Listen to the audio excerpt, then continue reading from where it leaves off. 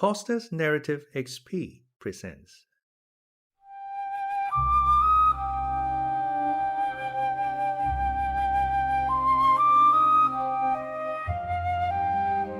Wuthering Heights by Emily Brontë.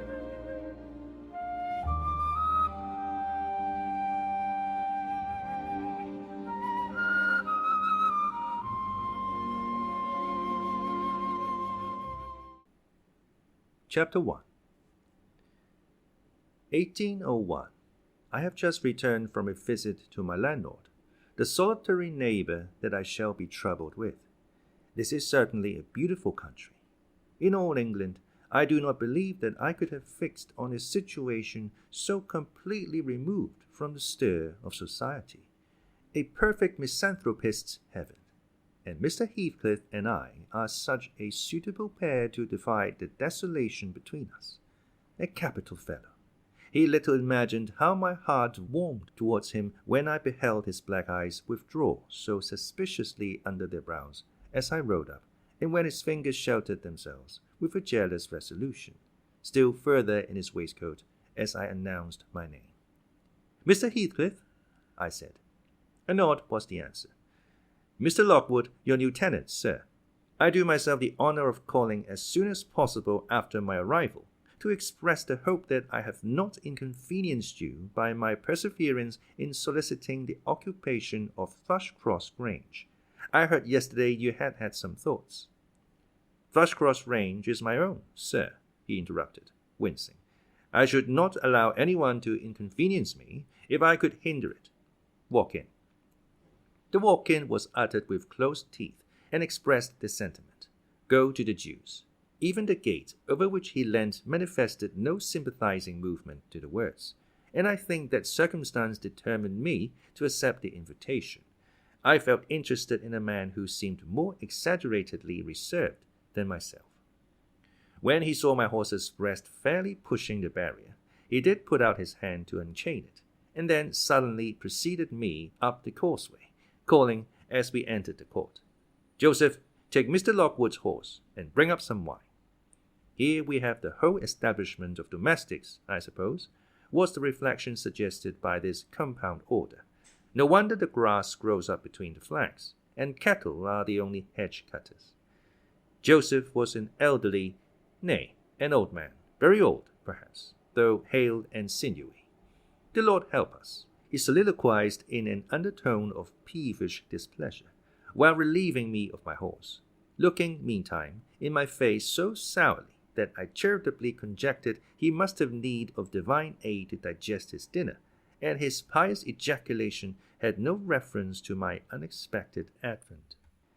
Wuthering Heights is the name of Mr. Heathcliff's dwelling, wuthering being a significant provincial adjective, descriptive of the atmospheric tumult to which its station is exposed in stormy weather.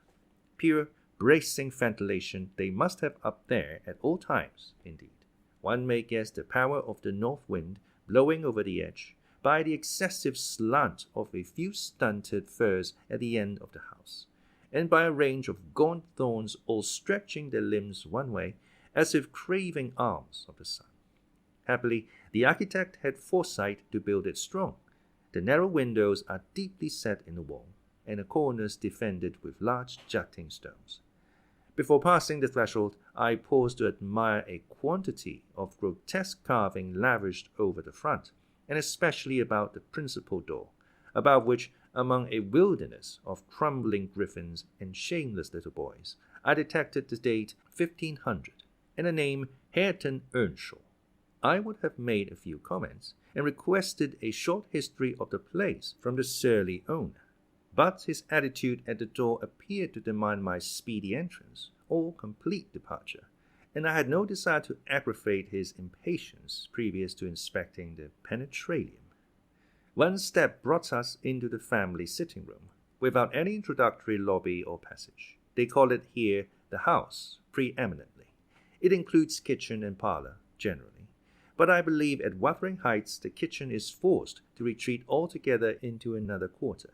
At least I distinguished a chatter of tongues and a clatter of culinary utensils deep within, and I observed no signs of roasting, boiling or baking about the huge fireplace, nor any glitter of copper saucepans and tin calendars on the walls. One end, indeed, reflected splendidly both light and heat from ranks of immense pewter dishes, interspersed with silver jugs and tankards, towering row after row, on a vast oak dresser, to the very roof. The latter had never been underdrawn. Its entire anatomy lay bare to an inquiring eye, except where a frame of wood laden with oatcakes and clusters of legs of beef, mutton, and ham concealed it. Above the chimney were sundry villainous old guns, and a couple of horse pistols, and by way of ornament 3 gaudily painted canisters disposed along its ledge. The floor was a smooth white stone, the chairs high-backed primitive structures, painted green, 1 or 2 heavy black ones lurking in the shade. In an arch under the dresser reposed a huge liver-colored bitch pointer, surrounded by a swarm of squealing puppies, and the other dogs haunted other recesses. The apartment and furniture would have been nothing extraordinary, as belonging to a homely northern farmer, with a stubborn countenance, and stalwart limbs set out to advantage in knee breeches and gaiters. Such an individual seated in his armchair, his mug of ale frothing on the round table before him, is to be seen in any circuit of 5 or 6 miles among these hills, if you go to the right time after dinner. But Mr. Heathcliff forms a singular contrast to his abode and style of living. He is a dark-skinned gypsy in aspect, in dress and manners and gentleman. That is, as much a gentleman as many a country squire, rather slovenly, perhaps, yet not looking amiss with his negligence, because he has an erect and handsome figure, and rather morose. Possibly some people might suspect him of a degree of underbred pride. I have a sympathetic chord within that tells me it is nothing of the sort.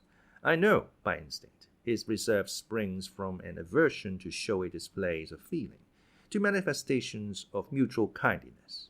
He'll love and hate equally under cover, and esteem it a species of impertinence to be loved or hated again. No, I'm running on too fast. I bestow my own attributes over liberally on him. Mr. Heathcliff may have entirely dissimilar reasons for keeping his hand out of the way when he meets a would-be acquaintance, to those which actuate me. Let me hope my constitution is almost peculiar. My dear mother used to say I should never have a comfortable home, and only last summer I proved myself perfectly unworthy of one. While enjoying a month of fine weather at the sea-coast, I was thrown into the company of a most fascinating creature, a real goddess in my eyes, as long as she took no notice of me. I never told my love vocally. Still, if looks have language, the merest idiot might have guessed I was over head and ears. She understood me at last, and looked a return, the sweetest of all imaginable looks. And what did I do? I confess it with shame, shrunk icily into myself, like a snail. At every glance retired colder and farther, till finally the poor innocent was led to doubt her own senses, and, overwhelmed with confusion at her supposed mistake, persuaded her mamma to decamp. By this curious turn of disposition, I have gained the reputation of deliberate heartlessness. How undeserved, I alone can appreciate. I took a seat at the end of the hearthstone opposite that towards which my landlord advanced, and filled up an interval of silence by attempting to caress the canine mother, who had left her nursery, and was sneaking wolfishly to the back of my legs, her lip curled up, and her white teeth watering for a snatch. My caress provoked a long guttural now. "You'd better let the dog alone," growled Mr. Heathcliff in unison, checking fiercer demonstrations with a punch of his foot.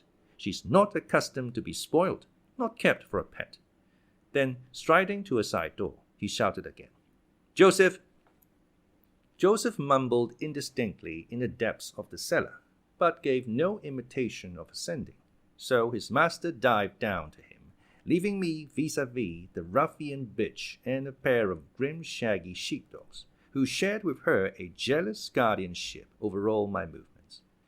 Not anxious to come in contact with their fangs, I sat still, but imagining they would scarcely understand tacit insults, I unfortunately indulged in winking and making faces at the trio, and some turn of my physiognomy so irritated madam that she suddenly broke into a fury and leapt on my knees. I flung her back, and hastened to interpose the table between us.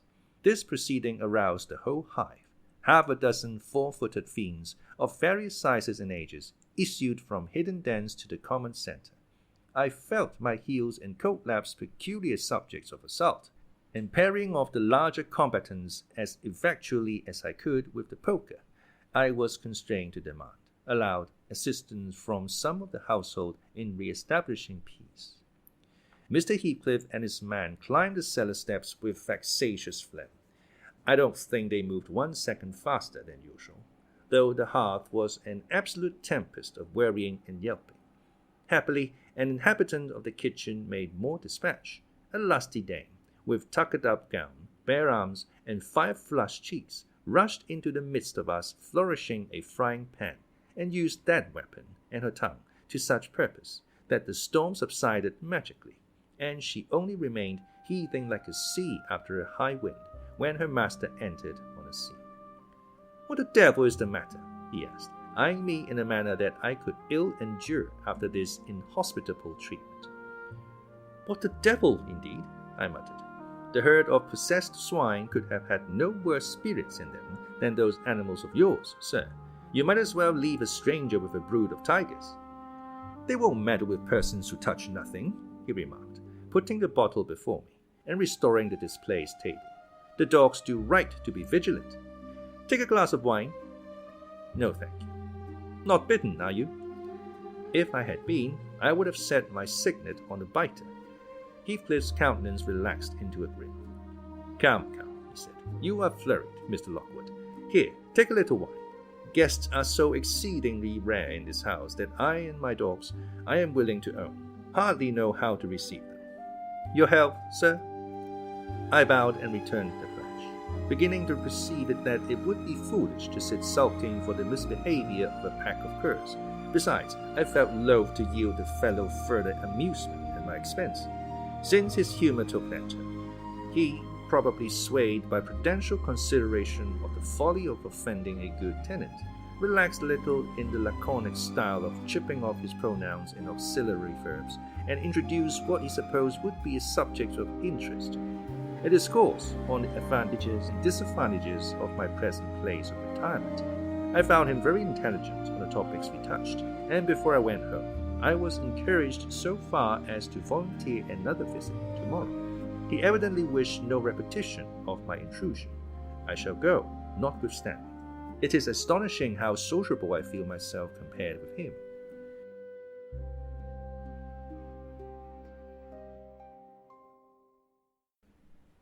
Chapter 2. Yesterday afternoon set in misty and cold. I had half a mind to spend it by my study fire, instead of wading through heath and mud to Wuthering Heights.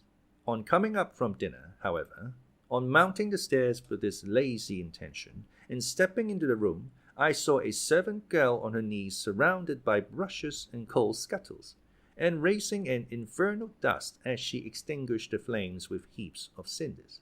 This spectacle drove me back immediately. I took my hat, and, after a 4 miles walk, arrived at Heathcliff's garden gate just in time to escape the first feathery flakes of a snow shower. On that bleak hilltop the earth was hard with a black frost, and the air made me shiver through every limb.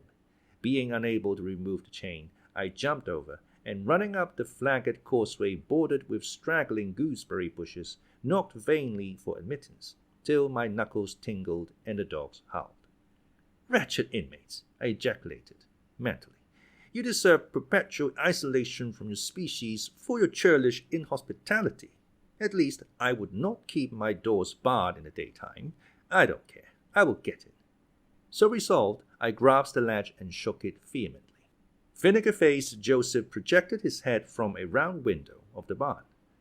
"What are ye for?" he shouted. "The maester's down here to fold. Go round by the end of the lathe, if ye went to speak to him." "Is there nobody inside to open the door?" I hallooed responsively. "There's nobbut to missus, and she'll not open till you make your flaysome dins till night." "Why? Cannot you tell her whom I am, Joseph?" "None in me, I'll hae no hen wid," muttered the head, vanishing. The snow began to drive thickly. I seized the handle to essay another trial, when a young man without coat and shouldering a pitchfork appeared in the yard behind. He hailed me to follow him, and after marching through a washhouse and a paved area containing a coal shed, pump, and pigeon cote, we at length arrived in a huge, warm, cheerful apartment where I was formally received. It glowed delightfully in the radiance of an immense fire, compounded of coal, peat, and wood. And near the table, laid for a plentiful evening meal, I was pleased to observe the Missus, an individual whose existence I had never previously suspected.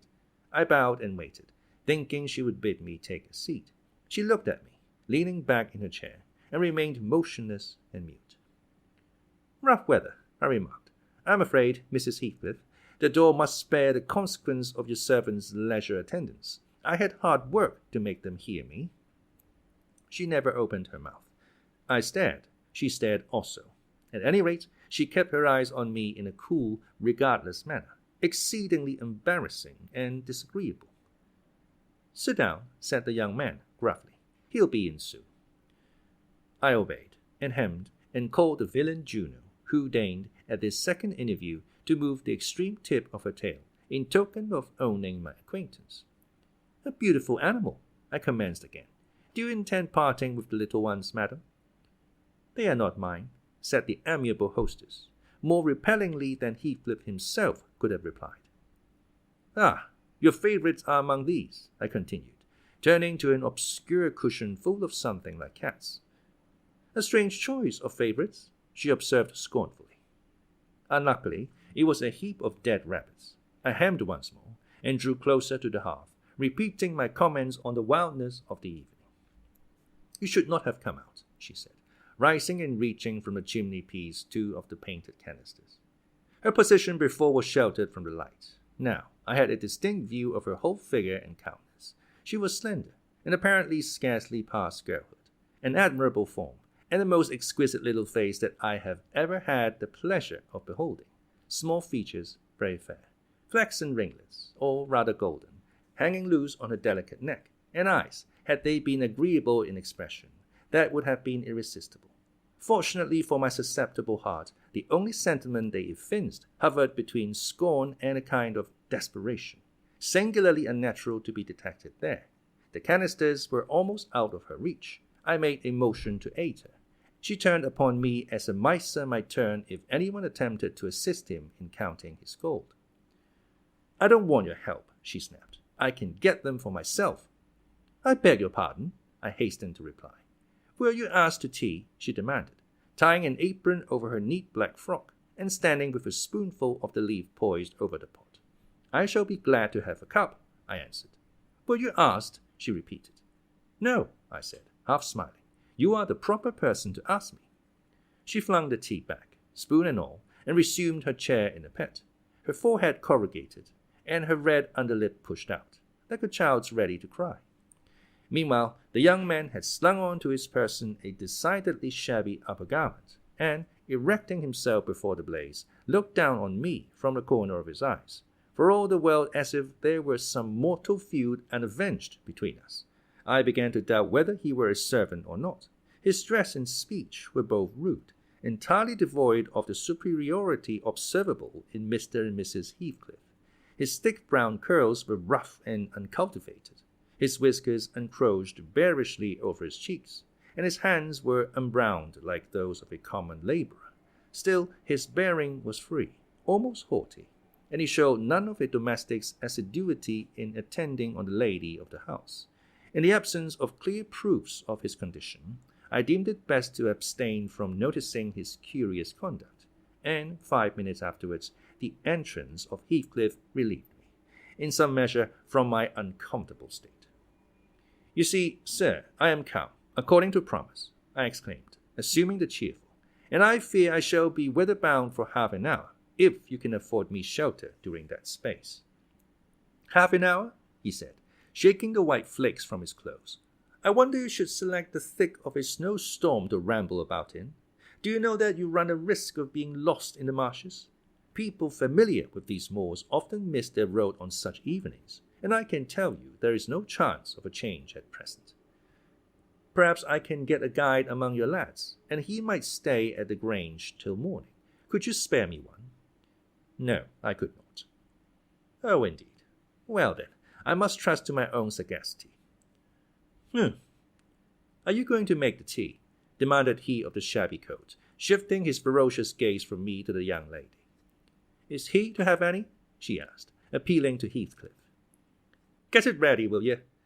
was the answer, uttered so savagely that I started. The tone in which the words were said revealed a genuine bad nature. I no longer felt inclined to call Heathcliff a capital fellow. When the preparations were finished, he invited me with, "Now, sir, bring forward your chair," and we all, including the rustic youth, drew round the table, an austere silence prevailing while we discussed our meal.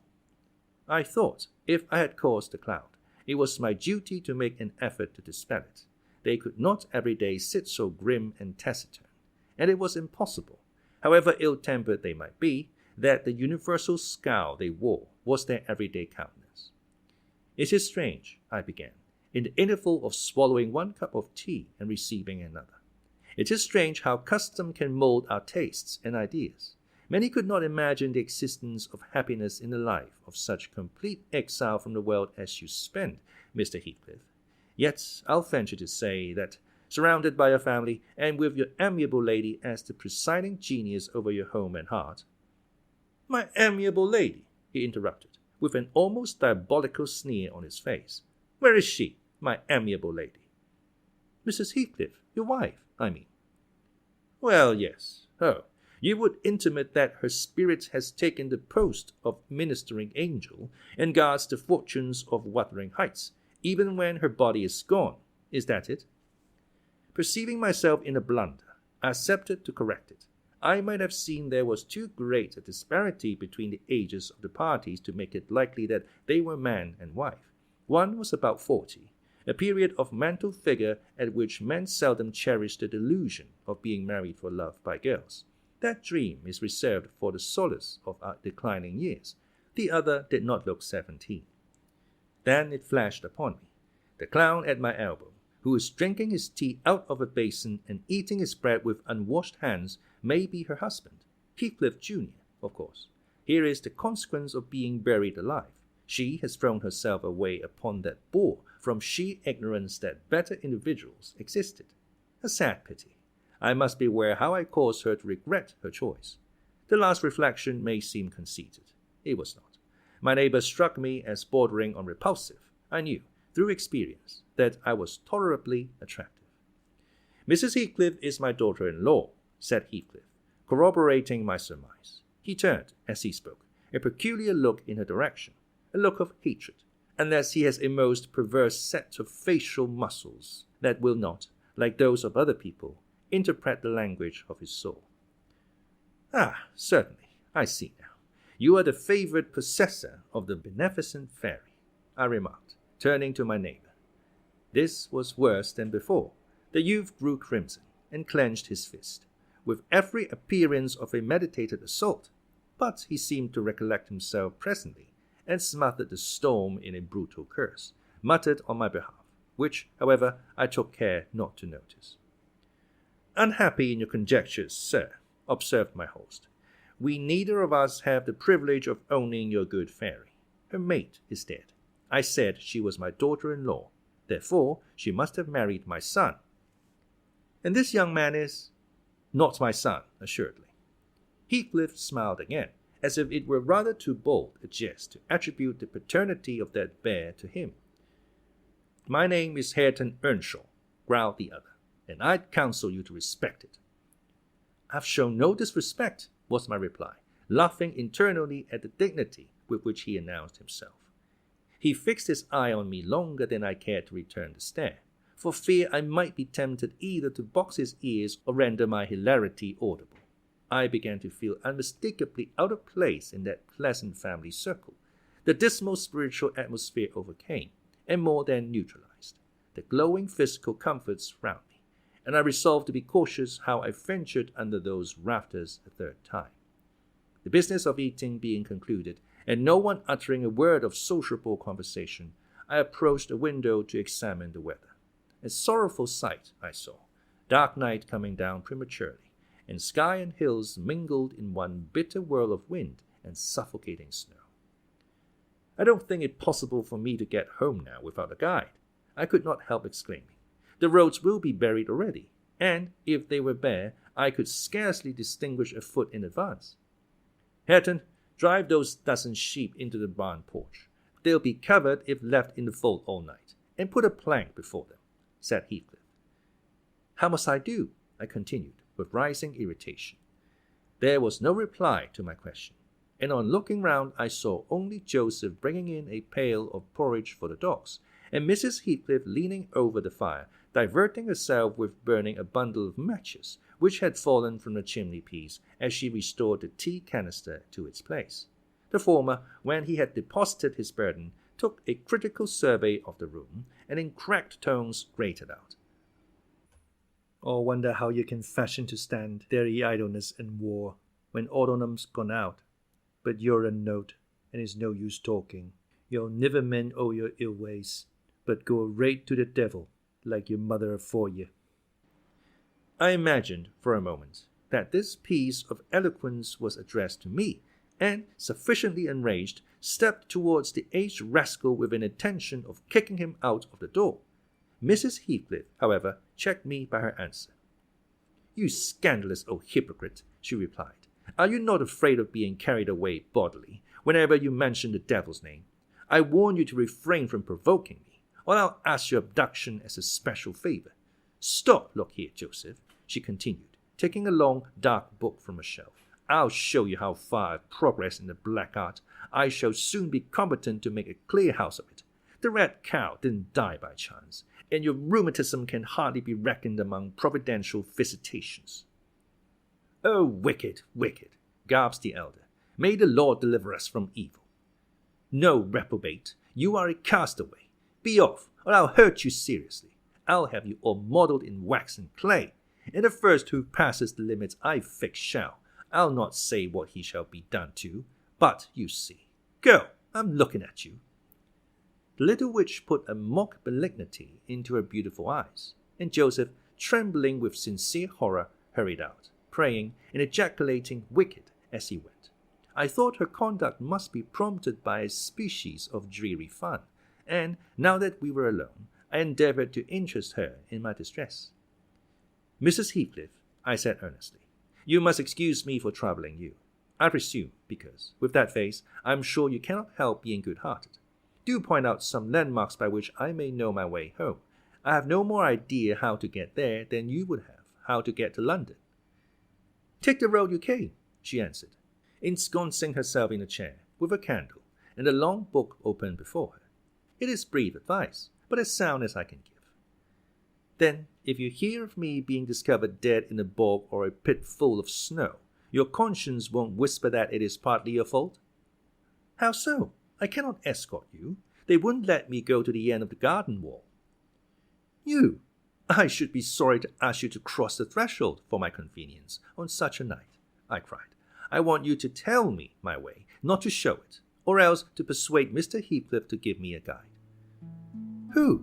There is himself, Earnshaw, Scylla, Joseph, and I. Which would you have?" "Are there no boys at the farm?" "No, those are all." "Then it follows that I am compelled to stay."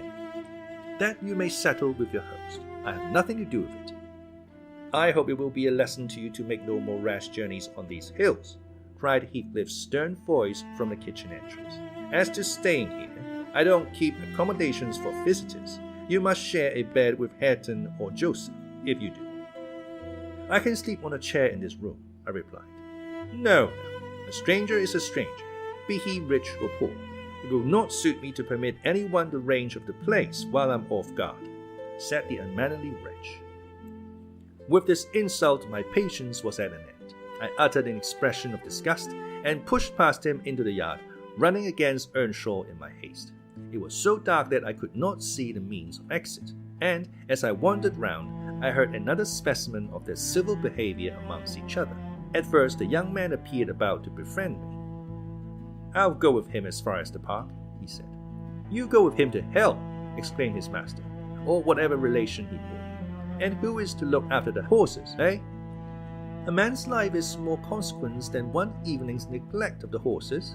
Somebody must go, murmured Mrs. Heathcliff, more kindly than I expected. Not at your command, retorted Hareton. If you set store on him, you'd better be quiet. Then I hope his ghost will haunt you, and I hope Mr. Heathcliff will never get another tenant till the Grange is a ruin, she answered sharply. Hearken, hearken, choose curse not, muttered Joseph, towards whom I had been steering. He sat within earshot, milking the cows by the light of a lantern, which I seized unceremoniously, and, calling out that I would send it back on the morrow, rushed to the nearest postern. Maester, maester, he's stealing the lantern, shouted the ancient, pursuing my retreat. Hey, Gnasher! Hey, dog!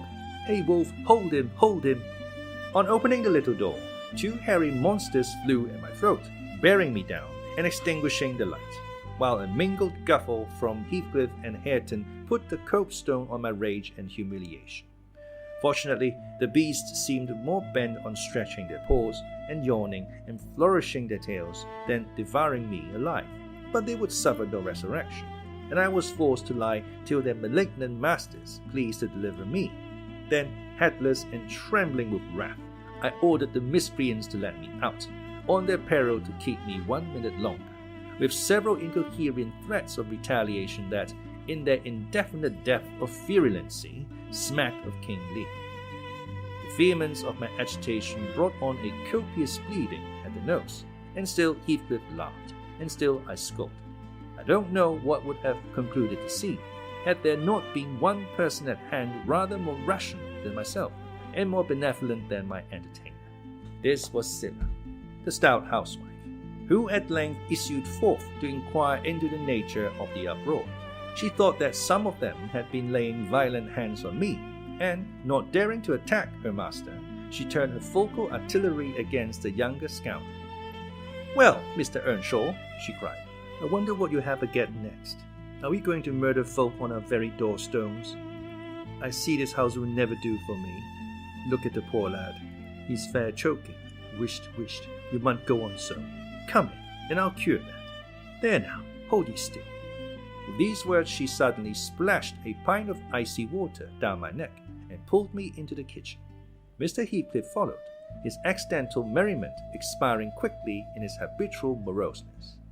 I was sick exceedingly, and dizzy and faint, and thus compelled perforce to accept lodgings under his roof. He told Scylla to give me a glass of brandy, and then passed on to the inner room, while she condoled with me on my sorry predicament, and having obeyed his orders, whereby I was somewhat revived, ushered me to bed.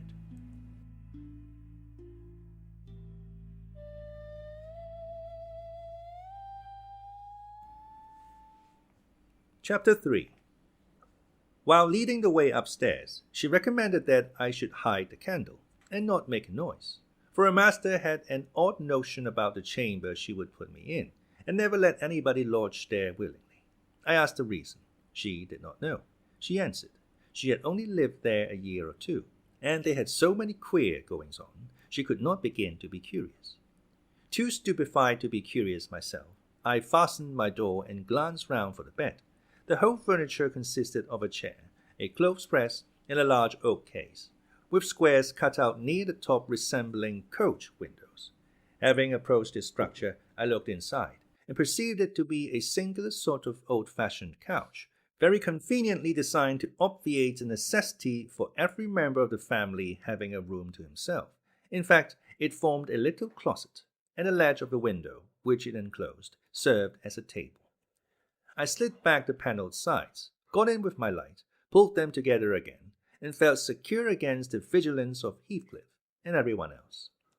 The ledge, where I placed my candle, had a few mildewed books piled up in one corner, and it was covered with writing scratched on the paint.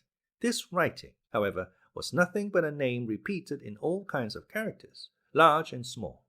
Catherine Earnshaw, here and there varied to Catherine Heathcliff, and then again to Catherine Linton. In vapid listlessness, I leaned my head against the window, and continued spelling over Catherine Earnshaw, Heathcliff, Linton, till my eyes closed. But they had not rested 5 minutes when a glare of white letters started from the dark, as vivid as spectres. The air swarmed with Catherines, and rousing myself to dispel the obtrusive name, I discovered my candlewick reclining on one of the antique volumes, and perfuming the place with an odor of roasted calf skin. I snuffed it off, and, very ill at ease under the influence of cold and lingering nausea, sat up and spread open the injured tome on my knee. It was a testament, in lean type, and smelling dreadfully musty. A fly-leaf bore the inscription, Catherine Earnshaw, her book, and a date some quarter of a century back. I shut it, and took up another and another, till I had examined all.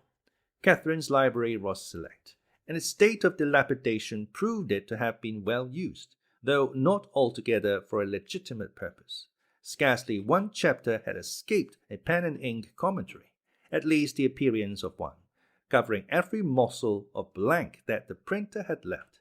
Some were detached sentences. Other parts took the form of a regular diary, scrawled in an unformed, childish hand. At the top of an extra page, I was greatly amused to behold an excellent caricature of my friend Joseph, rudely, yet powerfully sketched. An immediate interest kindled within me for the unknown Catherine, and I began forthwith to decipher her faded hieroglyphics. An awful Sunday, commenced the paragraph beneath. I wish my father were back again. Hindley is a detestable substitute. His conduct to Heathcliff is atrocious. H and I are going to rebel. We took our initiatory step this evening. All day had been flooding with rain. We could not go to church, so Joseph must needs get up a congregation in the garret, while Hindley and his wife basked downstairs before a comfortable fire, doing anything but reading their Bibles. I'll answer for it. Heathcliff, myself, and the unhappy ploughboy were commanded to take our prayer books and mount. We were ranged in a row on a sack of corn, groaning and shivering, and hoping that Joseph would shiver too, so that he might give us a short homily for his own sake. A vain idea. The service lasted precisely 3 hours, and yet my brother had the face to exclaim, when he saw us descending, "What, done already?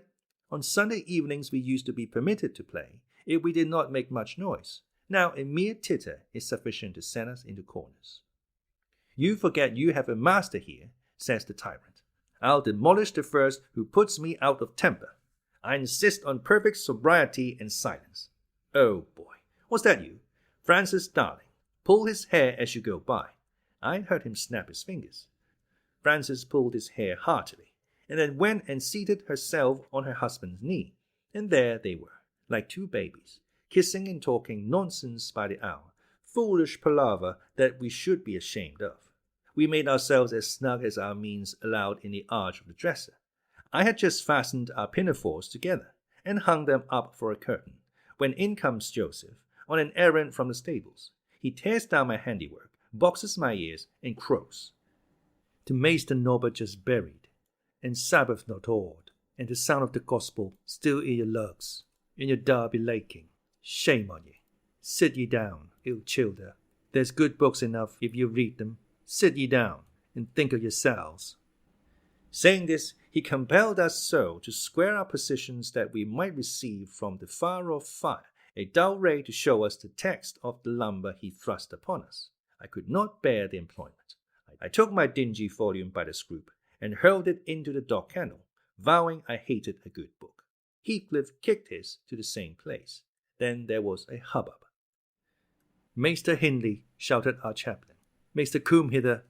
Miss Cathy's riven the back of the hamlet of salvation, and Heathcliff pours his fit into the first part of the brood way to destruction. It's fair flaysome that ye let them go on this gate. The old man would have laced them properly, but he's gone." Hindley hurried up from his paradise on the hearth, and seizing one of us by the collar, and the other by the arm, hurled both into the back kitchen, where Joseph asseverated out Nick would fetch us as sure as we were living, and, so comforted, we each sought a separate nook to await his advent. I reached his book, and a pot of ink from a shelf, and pushed the house door ajar to give me light, and I have got the time on with writing for 20 minutes. But my companion is impatient, and proposes that we should appropriate the dairywoman's cloak, and have a scamper on the moors, under its shelter. A pleasant suggestion, and then, If the surly old man come in, he may believe his prophecy verified. We cannot be damper or colder in the rain than we are here." I suppose Catherine fulfilled her project, for the next sentence took up another subject. She waxed lachrymose. "How little did I dream that Hindley would ever make me cry so," she wrote. "My head aches, till I cannot keep it on a pillow, and still I can't give over. Poor Heathcliff! Hindley calls him a vagabond, and won't let him sit with us, nor eat with us any more. And, he says, he and I must not play together, and threatens to turn him out of the house if we break his orders. He has been blaming our father for treating H too liberally, and swears he will reduce him to his right place." I began to nod drowsily over the dim page. My eye wandered from manuscript to print. I saw a red ornamented title, 70 times 7, and the first of the 71st, a pious discourse delivered by the Reverend Jabez Branderham in the chapel of Gymingden South. And while I was half-consciously worrying my brain to guess what Jabez Branderham would make of his subject, I sank back in bed and fell asleep. Alas, for the effects of bad tea and bad temper. What else could it be that made me pass such a terrible night? I don't remember another that I can at all compare with it since I was capable of suffering. I began to dream, almost before I ceased to be sensible of my locality. I thought it was morning, and I had set out on my way home, with Joseph for a guide. The snow lay yards deep in our road, and as we floundered on, my companion wearied me with constant reproaches that I had not brought a pilgrim's staff, telling me that I could never get into the house without one, and boastfully flourishing a heavy-headed cudgel, which I understood to be so denominated. For a moment I considered it absurd that I should need such a weapon to gain admittance into my own residence. Then a new idea flashed across me. I was not going there. We were journeying to hear the famous Jabez Branderham preach from the text, 70 times 7, and either Joseph, the preacher, or I had committed the first of the 71st, and were to be publicly exposed and excommunicated. We came to the chapel. I have passed it really in my walks, twice or thrice. It lies in a hollow, between two hills, an elevated hollow near a swamp, whose peaty moisture is said to answer all the purposes of embalming on the few corpses deposited there. The roof has been kept whole hitherto, but as the clergyman's stipend is only £20 per annum, and a house with 2 rooms, threatening speedily to determine into one, no clergyman will undertake the duties of pastor, especially as it is currently reported that his flock would rather let him starve than increase the living by 1 penny from their own pockets. However, in my dream, Jabez had a full and attentive congregation, and he preached. Good God, what a sermon! Divided into 490 parts, each fully equal to an ordinary address from the pulpit, and each discussing a separate sin. Where he searched for them, I cannot tell. He had his private manner of interpreting the phrase, and it seemed necessary the brother should sin different sins on every occasion. They were of the most curious character, odd transgressions that I never imagined previously. Oh, how weary I grew! How I writhed and yawned and nodded and revived! How I pinched and pricked myself, and rubbed my eyes, and stood up, and sat down again, and nudged Joseph to inform me if he would ever have done. I was condemned to hear all out. Finally, he reached the first of the 71st. At that crisis, a sudden inspiration descended on me. I was moved to rise and denounce Jabez Branderham as the sinner of the sin that no Christian need pardon. "Sir," I exclaimed, "sitting here within these 4 walls, at one stretch, I have endured and forgiven the 490 heads of your discourse. 70 times 7 times have I plucked up my hat and been about to depart. 70 times 7 times have you preposterously forced me to resume my seat. The 491st is too much. Fellow martyrs, have at him, drag him down, and crush him to atoms, that the place which knows him may know him no more." "Thou art the man," cried Jabez, after a solemn pause, leaning over his cushion. 70 times 7 times didst thou gapingly contort thy visage. 70 times 7 did I take counsel with my soul. Lo, this is human weakness. This also may be absolved. The first of the 71st is come. Brethren, execute upon him the judgment written. Such honor have all his saints. With that concluding word, the whole assembly, exalting their pilgrim staves, rushed round me in a body, and I, having no weapon to raise in self-defense, commenced grappling with Joseph, my nearest and most ferocious assailant, for his. In the confluence of the multitude, several clubs crossed, blows aimed at me fell on other sconces. Presently the whole chapel resounded with rappings and counter-rappings. Every man's hand was against his neighbour, and Branderham, unwilling to remain idle, poured forth his zeal in a shower of loud taps on the boards of the pulpit, which responded so smartly that, at last, to my unspeakable relief, they woke me. And what was it that had suggested the tremendous tumult? What had played Jabez's part in the row? Merely the branch of a fir tree that touched my lattice as the blast wailed by, and rattled its dry cones against the panes. I listened doubtingly an instant, detected the disturber, then turned and dozed, and dreamt again, if possible, still more disagreeably than before. This time I remembered I was lying in the oak closet, and I heard distinctly the gusty wind and the driving of the snow. I heard, also, the fir bough repeat its teasing sound, and ascribed it to the right cause, but it annoyed me so much that I resolved to silence it, if possible, and, I thought, I rose and endeavoured to unhasp the casement. The hook was soldered into the staple, a circumstance observed by me when awake, but forgotten. I must stop it, nevertheless, I muttered, knocking my knuckles through the glass, and stretching an arm out to seize the importune branch, instead of which my fingers closed on the fingers of a little ice-cold hand. The intense horror of nightmare came over me. I tried to draw back my arm, but the hand clung to it, and a most melancholy voice sobbed, "Let me in, let me in." "Who are you?" I asked, struggling, meanwhile, to disengage myself. "Catherine Linton," it replied, shiveringly. "I'm come home. I'd lost my way on the moor." As it spoke, I discerned, obscurely, a child's face looking through the window. Terror made me cruel, and, finding it useless to attempt shaking the creature off, I pulled its wrist onto the broken pane, and rubbed it to and fro till the blood ran down and soaked the bedclothes. Still it wailed, "Let me in," and maintained its tenacious gripe, almost maddening me with fear. "How can I said at length. "Let me go, if you want me to let you in." The fingers relaxed. I snatched mine through the hole, hurriedly piled the books up in a pyramid against it, and stopped my ears to exclude the lamentable prayer. I seemed to keep them closed above a quarter of an hour, yet the instant I listened again, there was the doleful cry moaning on. "Begone!" I shouted. "I'll never let you in, not if you beg for 20 years. "It is 20 years, mourned the voice. 20 years. I've been away for 20 years. Thereat began a feeble scratching outside, and the pile of books moved as if thrust forward. I tried to jump up, but could not stir a lip, and so yelled aloud, in a frenzy of fright. To my confusion, I discovered the yell was not ideal. Hasty footsteps approached my chamber door. Somebody pushed it open, with a vigorous hand, and a light glimmered through the squares at the top of the bed. I sat shuddering, yet, and wiping the perspiration from my forehead. The intruder appeared to hesitate, and muttered to himself.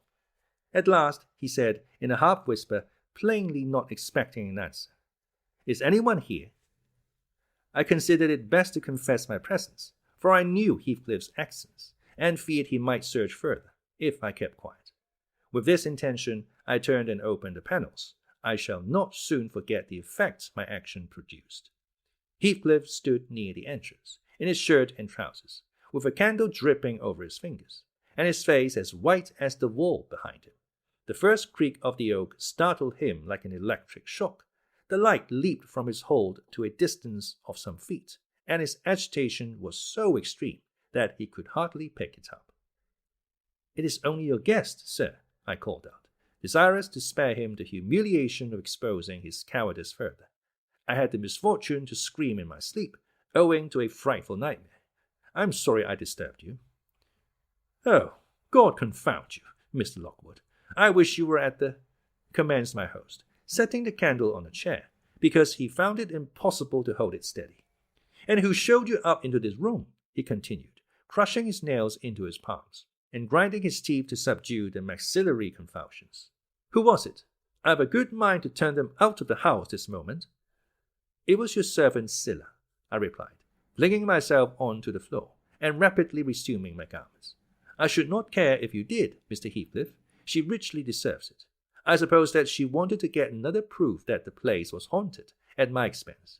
Well, it is, swarming with ghosts and goblins. You have reason in shutting it up, I assure you. No one will thank you for a dose in such a den. What do you mean? Asked Heathcliff. And what are you doing? Lie down and finish out the night, since you are here. But, for heaven's sake, don't repeat the horrid noise. Nothing could excuse it, unless you were having your throat cut. If the little fiend had got in at the window, she probably would have strangled me, I returned. I'm not going to endure the persecutions of your hospitable ancestors again. Was not the Reverend Jabez Branderham akin to you on the mother's side? And that minx, Catherine Linton, or Earnshaw, or however she was called, she must have been a changeling. Wicked little soul. She told me she had been walking the earth these 20 years. A just punishment for her mortal transgressions, I have no doubt. Scarcely were these words uttered when I recollected the association of Heathcliff's with Catherine's name in the book, which had completely slipped from my memory, till thus awakened. I blushed at my inconsideration, but without showing further consciousness of the offence, I hastened to add, The truth is, sir, I passed the first part of the night in— Here I stopped afresh. I was about to say, perusing those old volumes. Then it would have revealed my knowledge of their written, as well as their printed contents. So, correcting myself, I went on. In spelling over the names scratched on that window ledge, a monotonous occupation, calculated to set me asleep, like counting, or— What can you mean by talking in this way to me? Thundered Heathcliff with savage vehemence. How dare you, under my roof? God, he's mad to speak so. And he struck his forehead with rage. I did not know whether to resent this language or pursue my explanation, but he seemed so powerfully affected that I took pity and proceeded with my dreams, affirming I had never heard the appellation of Catherine Linton before, but reading it often overproduced an impression which personified itself when I had no longer my imagination under control. Heathcliff gradually fell back into the shelter of the bed as I spoke, finally sitting down almost concealed behind it. I guessed, however, by his irregular and intercepted breathing, that he struggled to vanquish an excess of violent emotion. Not liking to show him that I had heard the conflict, I continued my toilette rather noisily, looked at my watch, and soliloquized on the length of the night. Not 3 o'clock yet. I could have taken oath it had been 6. Time stagnates here. We must surely have retired to rest at 8. Always at 9 in winter, and rise at 4, said my host, suppressing a groan, and, as I fancied, by the motion of his arm's shadow, dashing a tear from his eyes. Mr. Lockwood, he added, you may go into my room.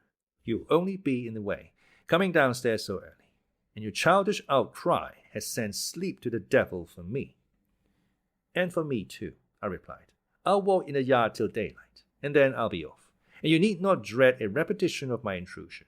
I am now quite cured of seeking pleasure in society, be it country or town. A sensible man ought to find sufficient company in himself.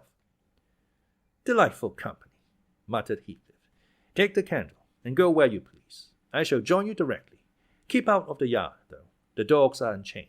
And the house, Juno mounts sentinel there. And, nay, you can only ramble about the steps and passages. But away with you. I'll come in 2 minutes. I obeyed, so far as to quit the chamber, when, ignorant where the narrow lobbies led, I stood still, and was witness, involuntarily, to a piece of superstition on the part of my landlord which belied, oddly, his apparent sense. He got on to the bed, and wrenched open the lattice, bursting, as he pulled at it, into an uncontrollable passion of tears. Come in, he sobbed. Cathy, do come. Oh, do once more. Oh, my heart's darling, hear me this time, Catherine, at last. The spectre showed a spectre's ordinary caprice.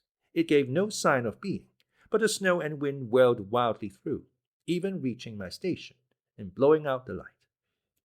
There was such anguish in the gush of grief that accompanied this raving that my compassion made me overlook its folly, and I drew off, half angry to have listened at all, and vexed at having related my ridiculous nightmare, since it produced that agony, though why was beyond my comprehension. I descended cautiously to the lower regions and landed in the back kitchen, where a gleam of fire, raked compactly together, enabled me to rekindle my candle. Nothing was stirring except a brindled grey cat, which crept from the ashes and saluted me with a querulous mew. 2 benches, shaped in sections of a circle, nearly enclosed the hearth. On one of these I stretched myself, and Grimalkin mounted the other. We were both of us nodding ere anyone invaded our retreat, and then it was Joseph, shoveling down a wooden ladder that vanished in the roof, through a trap. The ascent to his garret, I suppose. He cast a sinister look at the little flame which I had enticed to play between the ribs, swept the cat from its elevation, and bestowing himself in the vacancy, commenced the operation of stuffing a 3-inch pipe with tobacco. My presence in his sanctum was evidently esteemed a piece of impudence too shameful for remark. He silently applied the tube to his lips, folded his arms, and puffed away.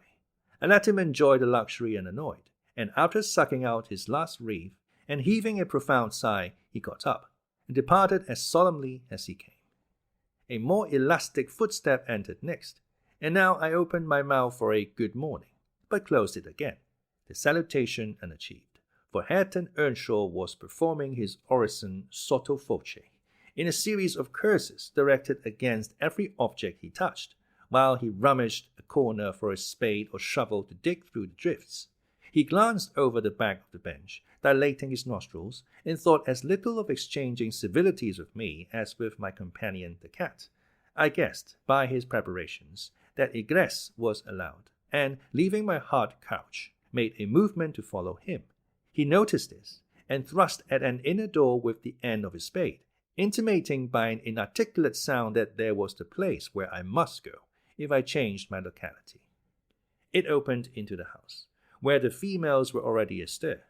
Zillah, urging flakes of flame up the chimney with a colossal bellows, and Mrs. Heathcliff kneeling on the hearth, reading a book by the aid of the blaze.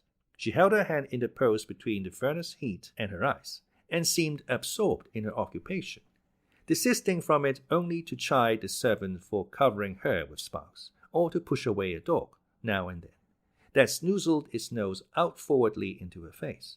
I was surprised to see Heathcliff there also. He stood by the fire, his back towards me, just finishing a stormy scene with poor Zillah, who ever and anon interrupted her labor to pluck up the corner of her apron and heave an indignant groan.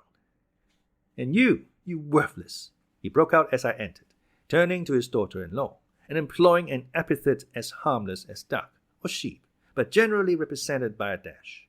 "There you are, at your idle tricks again. The rest of them do earn their bread.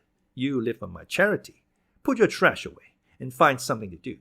You shall pay me for the plague of having you eternally in my sight. Do you hear, damnable jade?" "I'll put my trash away, because you can make me if I refuse," answered the young lady, closing her book and throwing it on a chair. "But I'll not do anything, though you should swear your tongue out, except what I please." Heathcliff lifted his hand, and the speaker sprang to a safer distance, obviously acquainted with his weight.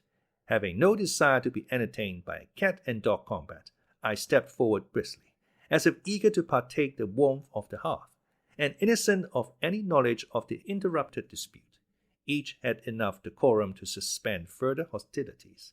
Heathcliff placed his fists, out of temptation, in his pockets. Mrs. Heathcliff curled her lip and walked to a seat far off, where she kept her word by playing the part of a statue during the remainder of my stay. That was not long. I declined joining their breakfast, and, at the first gleam of dawn, took an opportunity of escaping into the free air, now clear and still, and cold as impalpable ice. My landlord hallooed for me to stop ere I reached the bottom of the garden, and offered to accompany me across the moor. It was well he did, for the whole hill-back was one billowy white ocean, the swells and falls not indicating corresponding rises and depressions in the ground, Many pits, at least, were filled to a level, and entire ranges of mounds, the refuse of the quarries, blotted from the chart which my yesterday's walk left pictured in my mind. I had remarked on one side of the road, at intervals of 6 or 7 yards, a line of upright stones, continued through the whole length of the barren. These were erected and daubed with lime on purpose to serve as guides in the dark, and also when a fall, like the present, confounded the deep swamps on either hand with the firmer path. But, excepting a dirty dot pointing up here and there, all traces of their existence had vanished, and my companion found it necessary to warn me frequently to steer to the right or left when I imagined I was following correctly the windings of the road. We exchanged little conversation, and he halted at the entrance of Thrushcross Park, saying I could make no error there. Our adieux were limited to a hasty bow, and then I pushed forward, trusting to my own resources, for the porter's lodge is untenanted as yet. The distance from the gate to the Grange is 2 miles. I believe I managed to make it 4, what with losing myself among the trees, and sinking up to the neck in snow, a predicament which only those who have experienced it can appreciate. At any rate, whatever were my wanderings, the clock chimed 12 as I entered the house, and that gave exactly an hour for every mile of the usual way from Wuthering Heights. My human fixture and her satellites rushed to welcome me, exclaiming tumultuously they had completely given me up. Everybody conjectured that I perished last night, and they were wondering how they must set about the search for my remains. I bid them be quiet, now that they saw me returned, and, benumbed to my very heart, I dragged upstairs, whence, after putting on dry clothes and pacing to and fro 30 or 40 minutes to restore the animal heat, I adjourned to my study, feeble as a kitten, almost too much so to enjoy the cheerful fire and smoking coffee which the servant had prepared for my refreshment.